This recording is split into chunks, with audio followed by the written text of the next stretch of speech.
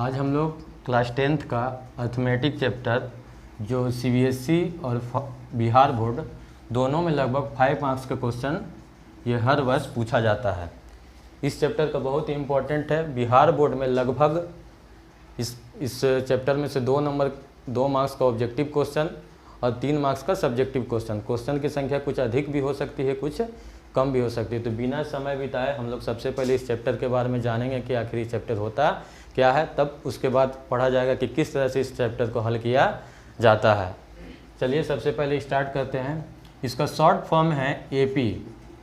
ए का अर्थ होता है अर्थमेटिक, पी का मतलब होता है प्रोग्रेशन, इसलिए इसको हम लोग अर्थमेटिक प्रोग्रेशन कहेंगे। हिंदी में इसका अर्थ होता है समांतर श्रेणी। श्रेणी कई जगह पे बोला जाता है, लेकिन ऐसे किताबों में श्रेणी दिया हुआ होता है, इसलिए समांतर श्रेणी इसको समझेंगे। आखिर के समांतर श्रेणी चैप्टर है क्या? हमारा जो भी वीडियो रहेगा वो बाइलिंगुअल रहेगा, मतलब सीबीएसई वाले भी समझ सकते हैं और बिहार बोर्ड हिंदी मीडियम वाले भी बच्चे इसको अच्छे से समझ सकते हैं। तो समांतर श्रेणी का सबसे पहला चैप्टर हम इस मैथ का एपी चैप्टर स्टार्ट करने जा रहे हैं। तो एपी का अर्थमेटिक प्रोग्रेशन समझेंगे कि एपी चैप्टर होता क्या है। एपी समांतर में उसी संख्याओं को रखा जाता है, उसी सीरीज को रखा जाता है जो समान रूप से या तो बढ़े या समान रूप से घटे। अगर किसी भी संख्याओं के समूह में समान रूप से बढ़ोतरी हो रही है या समान रूप से कमी आ रही है तो हम कहेंगे कि वो एपी में है। फॉर एग्जांपल हम लोग यहाँ समझते हैं, मान लो कोई ए नाम का व्यक्ति है, कोई ए नाम का पर्सन है जो वर्ष 2010 में किसी कंपनी में जॉब स्टार्ट करता है।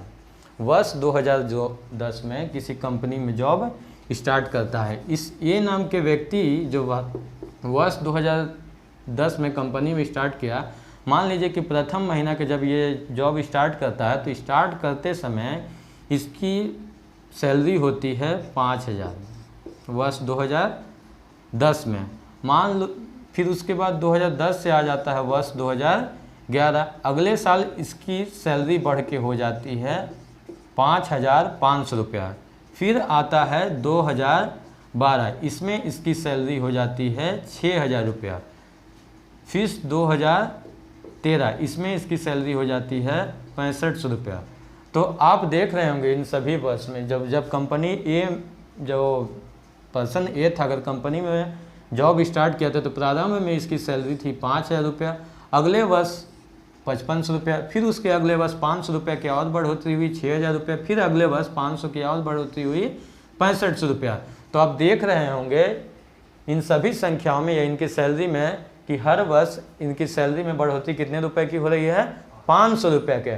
तो हम कह सकते हैं कि ये अगर आप देखेंगे तो ये 2010 से 2011 के बीच में 500 रुपया, 11 से लेकर 12 तक के बीच में फिर बढ़ोतरी हुई 500 रुपये की, और फिर 12 से 13 में भी बढ़ोतरी हुई है 500 रुपये का। अर्थात हम कह सकते हैं ये जो नंबर का सीरीज दिया गया है ये किस चीज़ में है? एपी में है। उम्मीद करता हूँ कि जो बताया वो बहुत अच्छी तरीक़े से आप लोग को समझ में आया होगा। जैसा कि आपको इस ए के सैलरी से पता चला होगा कि ये जो नंबर्स दिए गए हैं, 4 नंबर्स जो दिए गए हैं, ये सारे नंबर्स एपी में आते हैं। प्रतिवर्ष 500 रुपये के प्रतिवर्ष इसके सैलरी में 500 रुपये की बढ़ोतरी हो रही है। अर्थात हम कह सकते हैं ये कि जो 4 नंबर्स दिए गए हैं, 4 संख्याएं दिए गए हैं। और एक एग्जांपल से हम समझते हैं, मान लीजिए कि आज दिन है मंडे। मंडे को अगर देखा जाए तो अगर देखा जाए तो आज टेम्परेचर 40 डिग्री सेल्सियस है। अगर ट्यूसडे को देखा जाए, ट्यूसडे को टेम्परेचर घटकर 35 डिग्री सेल्सियस हो गई। वेडनेसडे को देखा जाए घटकर 30 डिग्री सेल्सियस हो जाती है। तो अब देखने को हमें क्या मिल रहा है कि मंडे से वेडनेसडे के जाते वक्त 40 से प्रारंभ में था टेम्परेचर, जबकि बुधवार के वेडनेसडे को टेम्परेचर 30 डिग्री सेल्सियस पे आके पहुंच गई। तो प्रतिदिन देखा जा रहा है कि 5 डिग्री सेल्सियस के टेम्परेचर में क्या आ रही है? कमी आ रही है।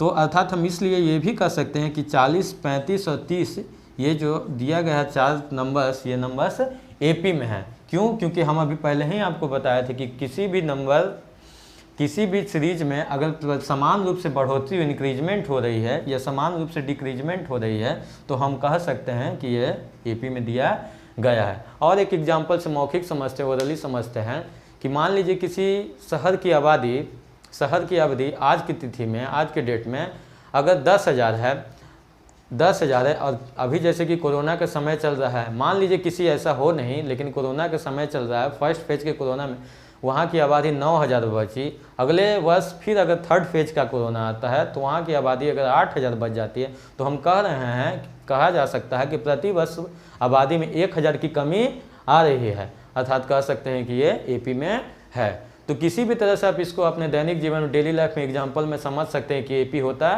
क्या है। अगर आप किसी वर्ष किसी व्यापार में 1 लाख की पूंजी निवेश करते हैं, 1 लाख की पूंजी निवेश करते हैं और प्रति वर्ष आपकी बढ़ोतरी 1 लाख की इनकम होती है, पूंजी आपकी 2 लाख हो जाती है, अगले फिर वर्ष 3 लाख हो जाती है, तो आप कह सकते हैं कि हमारी आय में, हमारी पूंजी में प्रति वर्ष 1 लाख की बढ़ोतरी हो रही है।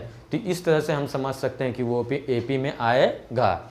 अगर जिस चीज़ में अगर कमी आती है, अगर ठीक इसी के अपोजिट हम समझते हैं कि अगर किसी व्यापार में आप 2 लाख रुपए का निवेश किए हैं, निवेश करने के बाद प्रति वर्ष अगर 50,000 रुपये की आपकी कमी आ जाती है, पहले साल 50,000 की कमी, उसके अगले साल 50,000 की कमी, अगले साल 50,000 की कमी, तो हम कह सकते हैं कि प्रति वर्ष 50,000 की कमी आ रही है। तो इसलिए वो भी जो हमारी पूंजी, जो हम व्यापार प्रारंभ किए थे, वो किस सीरीज में घट रहा है, एपी के सीरीज में घट रहा है। तो एपी पढ़ने के लिए कुछ ऐसे पद है, टर्म है, कुछ इंडिकेशन है जो आपको जानना बहुत ही ज़रूरी है, तब जाकर आप एपी को पूरी अच्छी तरह से समझ सकते हैं। चलिए तो आइए उन्हीं सभी टर्म्स को हम लोग समझते हैं एक एक करके।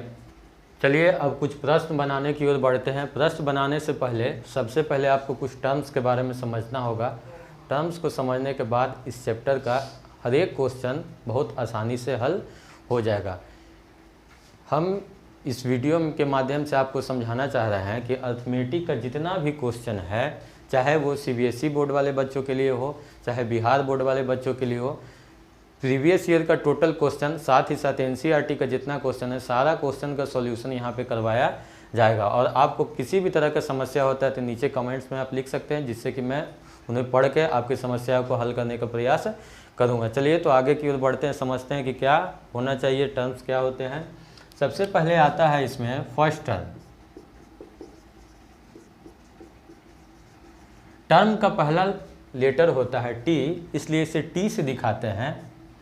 फर्स्ट टर्म या तो इसे T1 से या ए से हम सूचित कर सकते हैं, फर्स्ट टर्म। दूसरा नंबर आता है, फर्स्ट के बाद आइए आप लास्ट टर्म में। लास्ट टर्म, फर्स्ट टर्म को पहला पद, जबकि लास्ट टर्म को, लास्ट शब्द से ही पता चल रहा है, वर्ड से ही पता चल रहा है, अंतिम पद। इसे TN से या AN से सूचित किया जाएगा, इंडिकेट किया जाएगा। आगे आता है सार्व अंतर, जिसे कॉमन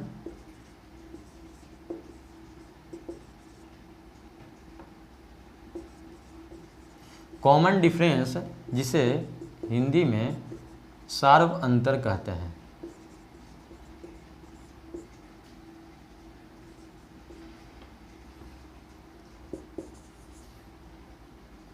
फिर आता है पदों की संख्या, यानी कि number of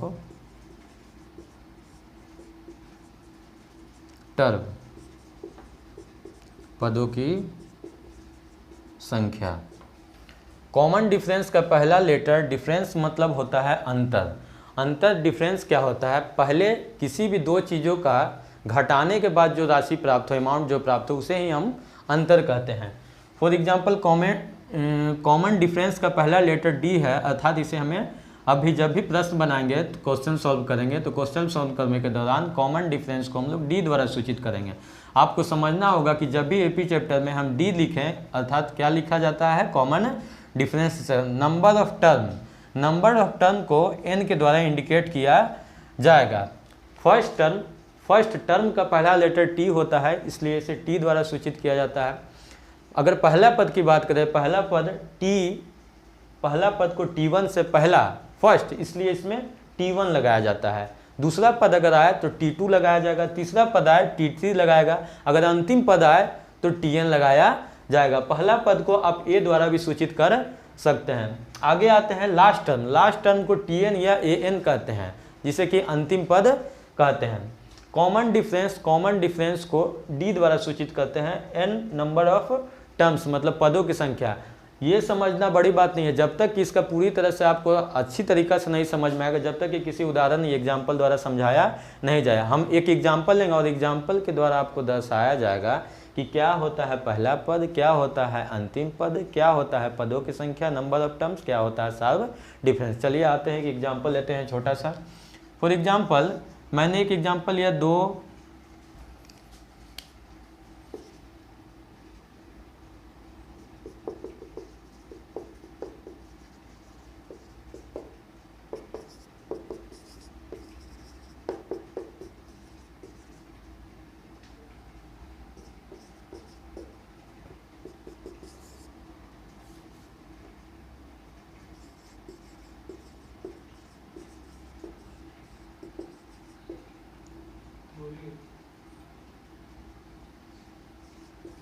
common difference D और पदों की संख्या नंबर ऑफ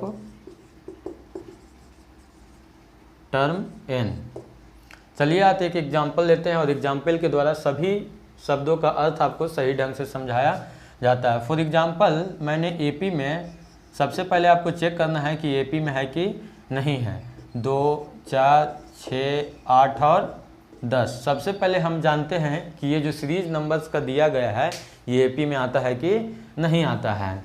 2 पहला संख्या है, 2 नंबर से 2, दूसरा 4, तीसरा 6, चौथा 8, पाँचवा 10। आप देख रहे होंगे इन सभी के बीच में अगर देख रहे होंगे तो एक नंबर से दूसरे नंबर के बीच में जो डिफरेंस आ रहा है वो मेरा डिफरेंस कितने का आ रहा है, 2 का आ रहा है। तो इसलिए हम कह सकते हैं कि ये जो नंबर सीरीज दिया गया है ये एपी में है। अब हम जानते हैं कि इसमें पहला टर्म क्या है, दूसरा टर्म क्या है, तीसरा टर्म क्या है, या अंतिम पद क्या है, या पदों की संख्या क्या है। सबसे पहले पहला टर्म का बात आता है, तो इसमें पहला टर्म को हम आपको पहले ही बताया है कि ए द्वारा सूचित किया जाएगा। तो पहला टर्म इसमें सबसे पहले नंबर में आता है, क्या आता है, 2, इसलिए इसे ए से सूचित कर दिए 2 से। डी क्या होता है, पीछे वाले टर्म में से आगे वाले टर्म को जब हम लोग घटाते हैं, अगर हमेशा एक रूप से इसका डिफरेंस आता है, संख्या हमेशा एक समान आती है, तो हम कहते हैं कि ये एपी में है। जैसे हमने घटाया, ये पहला पद है जिसे हमने T1 से दिखाया, ये दूसरा पद है जिसे हमने T2 से दिखाया, ये तीसरा पद है जिसे T3 से दिखाया। आप इसको सबसे पहले जांच कीजिए कि ये एपी में है कि नहीं। 4 में से जब 2 घटाया गया तो 2 आया, तो 2 आया, तो और 6 में से 4 घटाने पर भी 2 आया, 8 में से 6 घटाने पर भी 2 आती है, 10 में से 8 घटाने पर भी 2 आता है। तो डिफरेंस कैसे निकलता है, पीछे वाले टर्म में से आगे वाले टर्म को, क्या बोला मैंने, पीछे वाले टर्म में से आगे वाले टर्म को घटाया जाता है। तो 4 में से जब 2 घटाएंगे तो यहाँ कितना आ जाएगा, 2। ठीक है। फिर उसके बाद आता है लास्ट टर्म। लास्ट टर्म को हम लोग दिखाते हैं टीएन की सहायता से, टीएन या एएन की सहायता। तो सबसे पहले इसमें देखें पदों की संख्या तो 5 है, 1, 2, 3, 4, 5। और सबसे अंतिम पद क्या हो रहा है, सबसे अंतिम पद आ रहा है 10। और पदों की संख्या को number of term it is indicated by n. How many terms, there are 5 terms, 1, 2, 3, 4 and 5। Numbers of terms are 5। These are the terms which you have to understand very carefully. ये सभी वो टर्म्स है जिसे आपको बहुत सावधानी पूर्वक बहुत अच्छी तरीक़ा से समझना होगा, तब जाके आप इस चैप्टर को आसानी से टैकल कर सकते हैं। सबसे पहला पद ए, पहला पद को ए से सूचित किया जाएगा, इट इज इंडिकेटेड बाय ए। पदों की संख्या को एन से इंडिकेट किया जाता है। Numbers of term a 1, 2, 3, 4, 5। There are 5 terms in this series. अंतिम पद को लास्ट टर्म को टीएन से इंडिकेट किया जाता है। तो लास्ट टर्म यहाँ पे आप देख रहे हैं तो कितना है, 10 है। उसके बाद नंबर्स ऑफ टर्म्स की बात आती है तो 5 है। कॉमन डिफरेंस कैसे निकालते हैं, कॉमन डिफरेंस निकालने का तरीका है पीछे वाले टर्म्स को आगे वाले टर्म्स से घटाते हैं। हर बार यही प्रक्रिया की जाती है। अगर सभी रूप में समान रूप से आता है डिफरेंस तो हम कहते हैं कि ये टर्म क्या चीज़ में है, एपी। और आपको मैंने पहले भी बहुत सारे एग्जाम्पल से, दैनिक जीवन के एग्जाम्पल से समझाया, जिससे कि आप आसानी से समझ सकते हैं। सबसे इम्पोर्टेंट बात है, समझिए पहले कि ये टर्म एपी में है कि नहीं है। तो उम्मीद करते हैं कि आपको बहुत अच्छे तरीके से समझ में आ गया होगा। तो मेरा कुछ आप लोग से कहना बस यही है कि हम लोग सोचते हैं अगर मैथ हम बना रहे हैं, मैथ का 10th में, इंटर में या किसी भी एग्ज़ाम में हम लोग सीधा फोकस करते हैं कि ये सब्जेक्ट से हमारे एग्ज़ाम में कितने क्वेश्चन आने वाला है। ये तो बात सही है कि कितना क्वेश्चन आने वाला है या कितना मार्क्स का क्वेश्चन आने वाला है, ये फोकस ज़रूरी है। लेकिन सबसे पहले अधिकतर बच्चों को आप लोग देखते होंगे कि 100 नंबर्स है तो 100 में किसी का 99 आ रहा है, किसी का 95 आ रहा है, 90 प्लस आ रहा है। लेकिन वहीं पे कहीं बच्चे का 100 नंबर में 30 मार्क्स भी लाना मुश्किल हो जाता है। यहाँ समस्याएं कहाँ होती है, बच्चा ये सोचकर पढ़ता है कि कुछ चैप्टर जो बहुत हार्ड है या मेरे समझ में मैथ आने वाला नहीं, हमें वो नहीं करना है। अगर जो चैप्टर हम पढ़ रहे हैं, फॉर एग्जांपल इस वीडियो में हमने आपको एपी पढ़ाया, तो हमें सिर्फ यही सोचना है कि एपी 5 मार्क्स का है, तो हमें सिर्फ यही सोचना है कि ये मैथ सिर्फ हमारे क्लास का 5 मार्क्स का है। अब बाकी 95 मार्क्स पे फोकस करेंगे जैसे जैसे हम पढ़ते जाएंगे। लेकिन फ़िलहाल हम जो 5 मार्क्स का चैप्टर पढ़ रहे हैं, हमें सोचना है कि किस तरह से इसमें 5 में 5 पूरा उठाया जाए। मान लीजिए अगर आप इस चैप्टर को सोच के पढ़ते हैं कि ये 5 मार्क्स का है, तो 5 में 5 उठा ले। फिर अगला चैप्टर मान लीजिए त्रिकोणमिति स्टार्ट किया गया, ट्रिगो का चैप्टर है 20 मार्क्स का, सीबीएसई वालों के लिए 12 मार्क्स का आता है, जबकि बिहार बोर्ड वाले के लिए 20 मार्क्स का क्वेश्चन आता है। तो हम ये सोच के पढ़ेंगे कि 20 में 20 लाना है।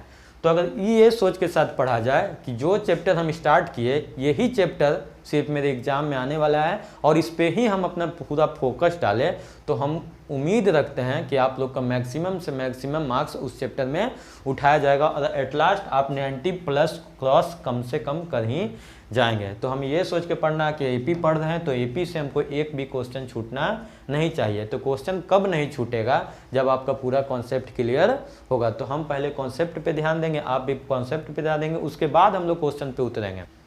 चलिए तो एक एग्जाम्पल के माध्यम से आपको समझाया जाता है कि एपी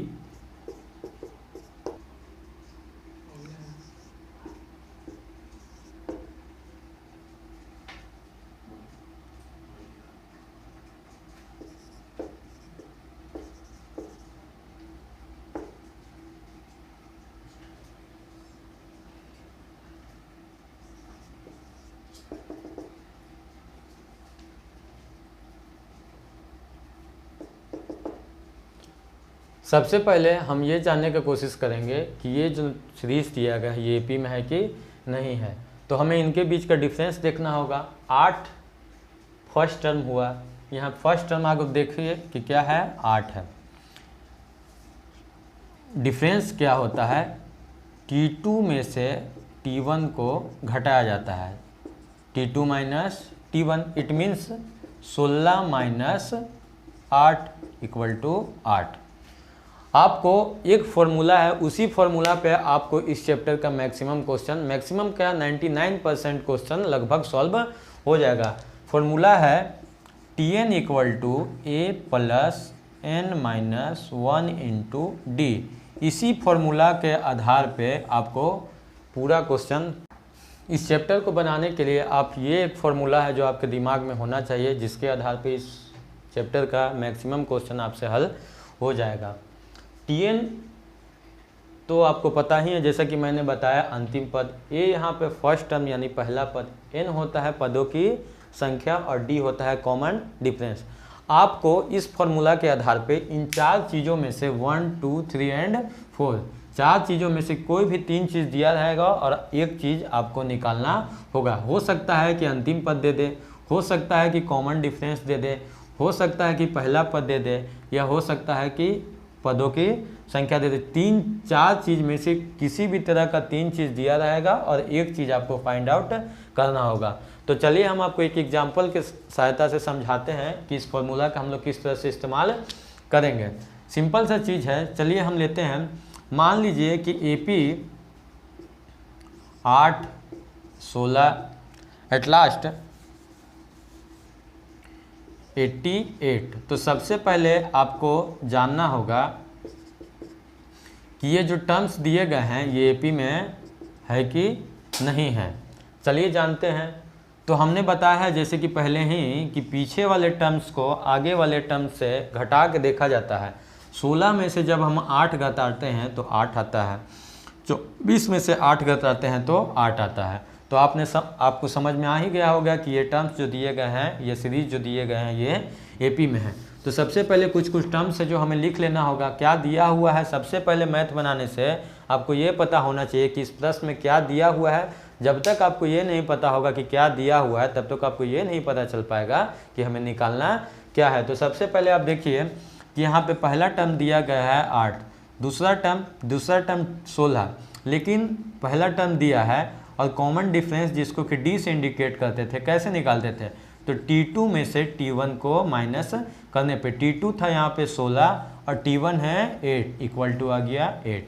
फिर उसके बाद 8, 16, 24 डॉट दिया गया है, बीच में रिक्त स्थान ब्लैंक्स है, और उसके बाद सबसे अंत में 88 दिया गया है। जो अंत में दिया गया है उसको तो मैंने पहले ही बताया है कि वो लास्ट टर्म होता है, इट मीन्स Tn भी दिया गया है, Tn दिया गया 88।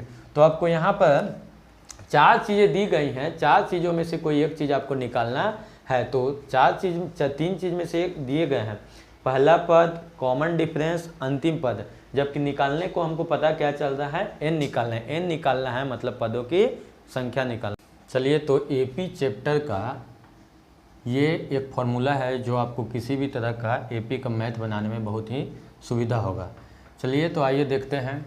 Tn equal to a plus n-1 into d. ये फॉर्मूला किस तरह से आता है ये आपको प्रूव करके आगे के वीडियो में बताया जाएगा, लेकिन अभी फ़िलहाल मेरा ध्यान प्रश्न करवाने पर, हल करवाने पर है, तो आप ताकि आपको ये टर्म्स के बारे में पूरी जानकारी प्राप्त हो जाए, इसलिए चलते हैं।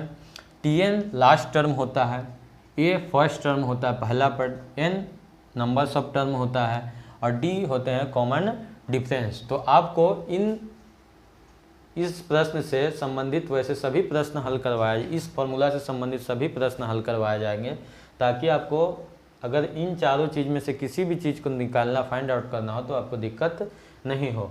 चलिए, तो आते हैं, समझते हैं क्या होता है। मान लीजिए कि सबसे पहला प्रश्न, अगर एपी में कोई सीरीज दिया गया है, फॉर एग्जांपल 5, 10, 15, इस तरह से 20, और पदों की संख्या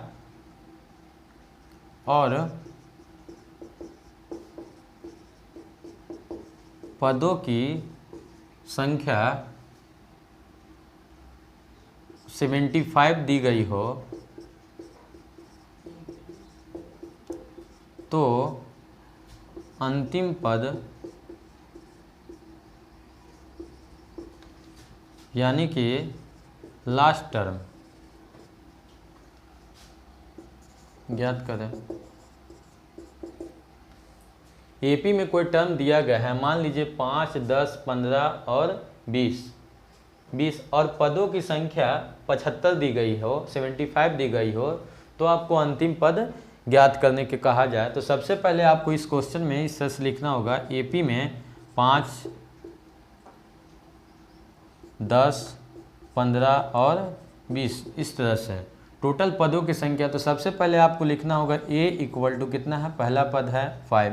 फिर उसके बाद आते हैं डी हमने पहले ही बता दिया है कि T2 minus T1, it means 10 minus 5 equal to 5।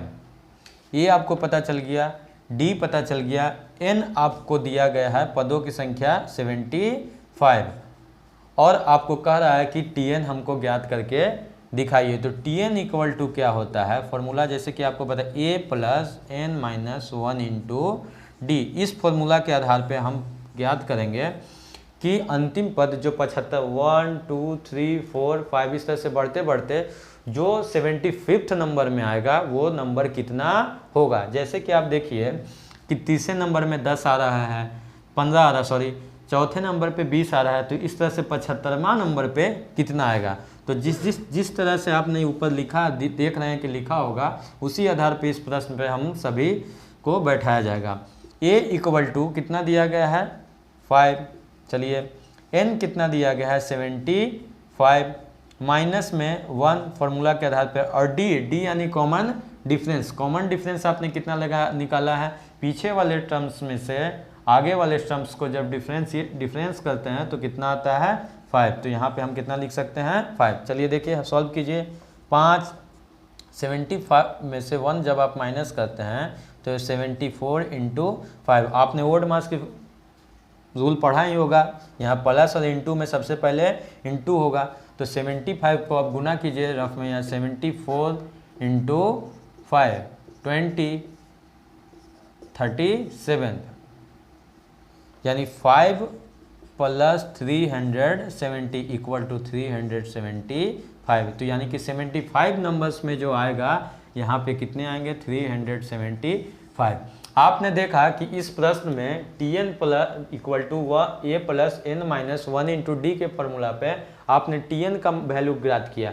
कई बार इस तरह से होगा कि Tn यानी कि 375 दे दिया जाएगा और कहा जाएगा कि a फाइंड आउट कीजिए। तो Tn दे दिया जाएगा, n दे दिया जाएगा और d दे दिया जाएगा और a का वैल्यू आपको निकालना होगा। कई बार इस तरह से हो सकता है कि n का वैल्यू नंबर्स ऑफ टर्म्स जो यहाँ 75 दिया गया है वो 75 आपको ना दे करके और कोई भी चीज़, जैसे कि हम आगे आपको एक एग्जांपल से समझाते हैं। उम्मीद है कि ये आपको समझ में आ गया होगा। नहीं समझ में आया तो कमेंट्स बॉक्स में लिखने पर अगला वीडियो में आपको इस क्वेश्चन का पूरा सॉल्यूशन दिया जाएगा डिटेल में। चलिए आगे समझते हैं एक एग्जांपल से। जैसा कि मैंने आपको अभी बताया कि इस प्रश्न में Tn इक्वल टू मान लीजिए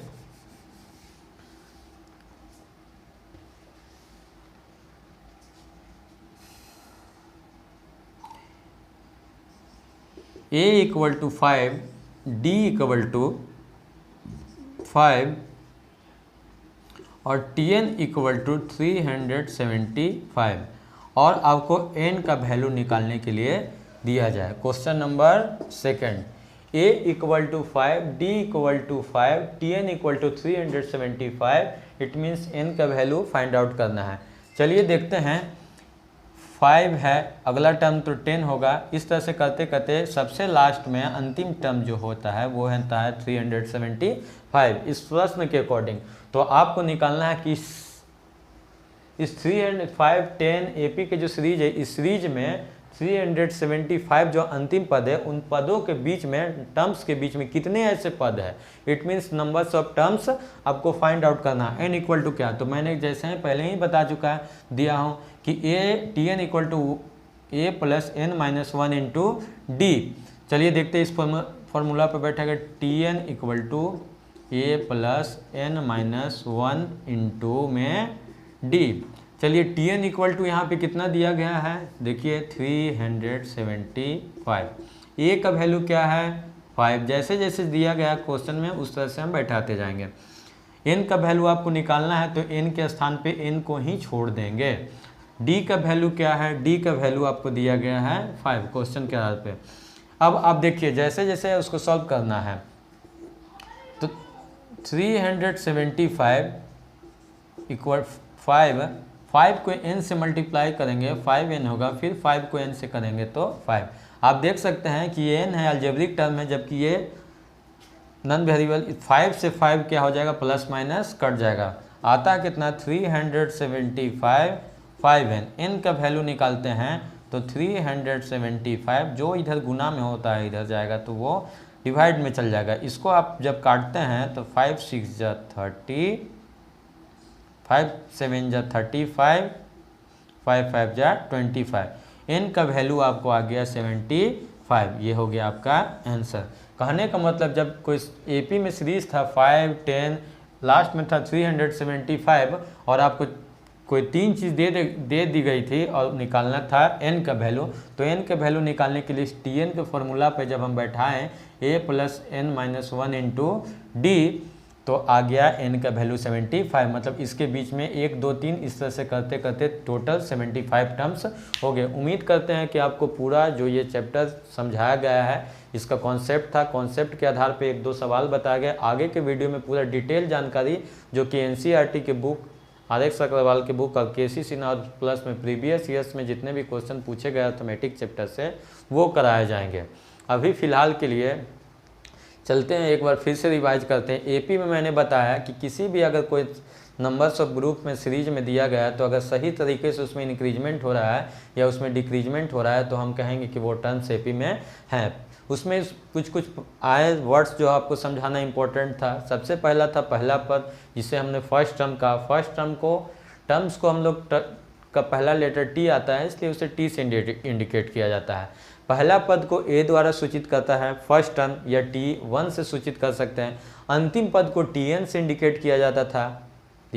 आपको इस वीडियो को कंटिन्यू देखना होगा, 1 से 2 बार देखेंगे, आपके दिमाग में टोटल चीज़ आप रूपी हट जाएगा। अगर मैंने आपके लिए कुछ मेहनत कर रहा हूँ ताकि आपको अच्छा से कॉन्सेप्ट समझ आए, तो आपका भी फर्ज बनता है इस आधार पे कि कुछ मेहनत किया जाए। मैथ कुछ नहीं है, मैथ है सिर्फ आपके कॉन्सेप्ट अगर क्लियर होंगे, धीरे धीरे करते करते आपके प्रश्न बनने लगेंगे।